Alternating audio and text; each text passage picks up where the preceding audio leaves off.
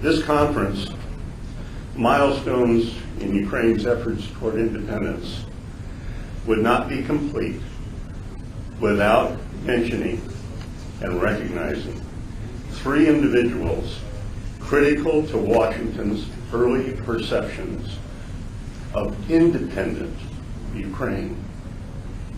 We all know that usually first impressions are made on the basis of a blank slate. That was not the case for independent Ukraine. I grew up in the United States. I was educated in the United States. And in the United States, the Soviet Union and Russia were synonyms. They were the very same thing. If you heard of Ukraine, or correct that, if you heard of the Ukraine, it was a region of Russia, a province. When you heard of Ukraine,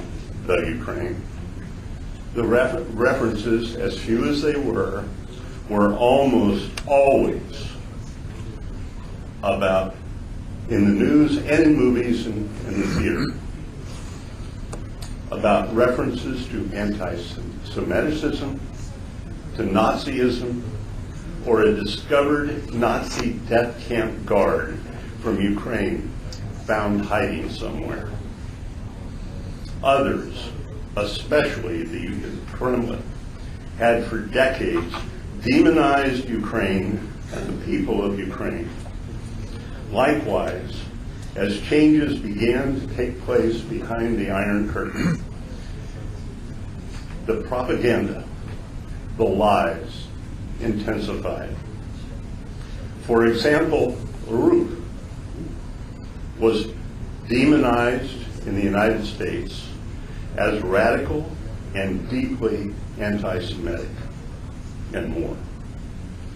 Remember that environment. Not just Chicken Kiev, but all of the warnings of bloodshed that would be spilled if Ukraine tried to break away.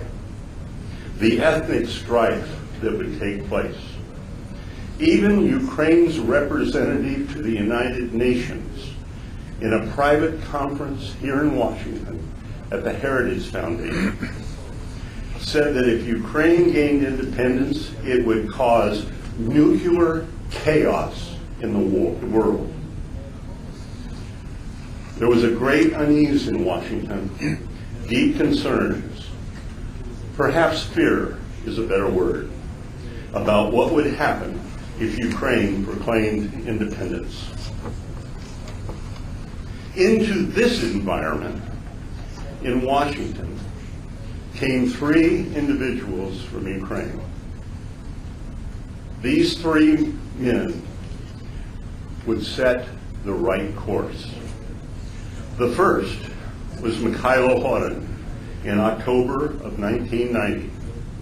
He was sent by Baruch for the purpose of introducing Washington to the movement, to the views and the leaders of the emerging nation.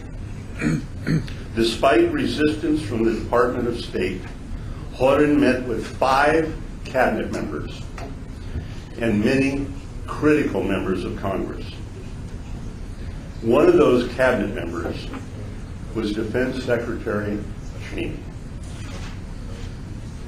The critical meeting with Secretary Cheney took place on a day when the Secretary was testifying in the morning in the Senate and in the House in the afternoon about the buildup for Desert Storm. In between that, he had a previously scheduled luncheon with the ambassador of Saudi Arabia, but he agreed to meet with Horin. That meeting was extraordinary. It was so extraordinary that Cheney left the Saudi ambassador waiting and waiting in his reception area. And when the meeting was over, he told Horin that if he didn't have to return to the Hill, he would spend the rest of the day with him. Because of the position of the State Department, Vice President Quayle did not think it was advisable for him to meet personally with Horan. But he arranged for Horan to come to the Vice President's office to meet with his senior staff, and when the meeting was over, had the Vice Presidential limousine carry Horan to his next appointment at the American Enterprise Institute. The depth of Horan's visit, the details and its ramifications are really a long story for another time. But he had begun to change the minds of critical Washington players. The image of real Ukraine was coming better into view. In fact, so impressive was Horan's trip that he came back a few months later and the State Department was so upset, they issued a directive to all departments that no one above the level of Deputy Assistant Secretary should meet with him. He met with 3 cabinet members on that trip as well. Next, in May 1992, 5 months after independence, President Leonid Kravchuk made his official working visit to Washington. He was a real Ukrainian and presented himself as such.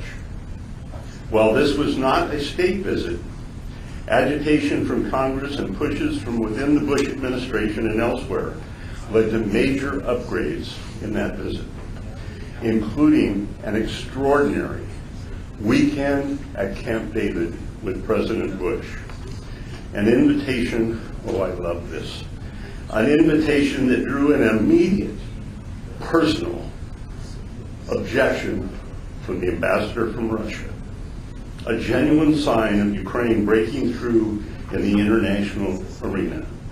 But that trip, too, and all that went into it, is for another time. But before Kravchuk arrived, a little over a month before he got here, Secretary Cheney invited Ukraine's Minister of Defense, Kostyantyn Morozov, for an official visit to the Pentagon. Over the objections and manipulations of the Department of State, Cheney saw to it that independent Ukraine's minister came to visit before the Russian defense minister. That was an extraordinary visit. It was no insignificant matter that Ukraine came first. It sent a signal to the international community, and especially to Moscow. Here was something extraordinary.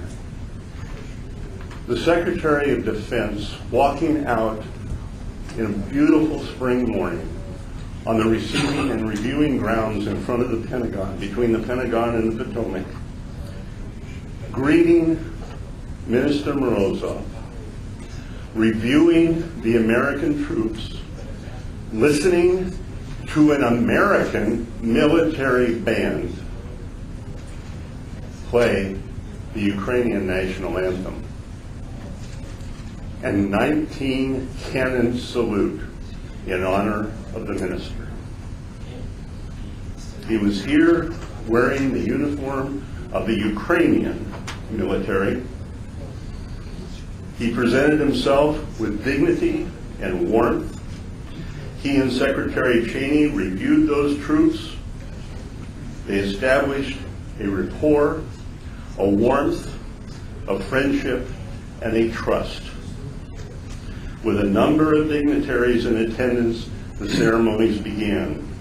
In that attendance was Chairman of the Joint Chiefs of Staff, Colin Powell, and oh yes, at the invitation of Secretary Cheney, McConnell. The official relations between the countries, and especially the defense departments, had begun. Over the next several days, they really got into business that began a tremendous bond between the two departments. These critically early impressions, especially with Morozov, overwhelmed the fears of bloodshed the warnings of ethnic divisions, established for Washington the reality that Ukraine is central to America's best international interests. Everyone has recognized that Cheney and the Department of Defense became Ukraine's most supportive voice in the administration. Never should it be forgotten the historic contribution in Ukraine's progress to independence and U.S.-Ukraine relations played by the man I am honored to present, Kostyantyn Morozov.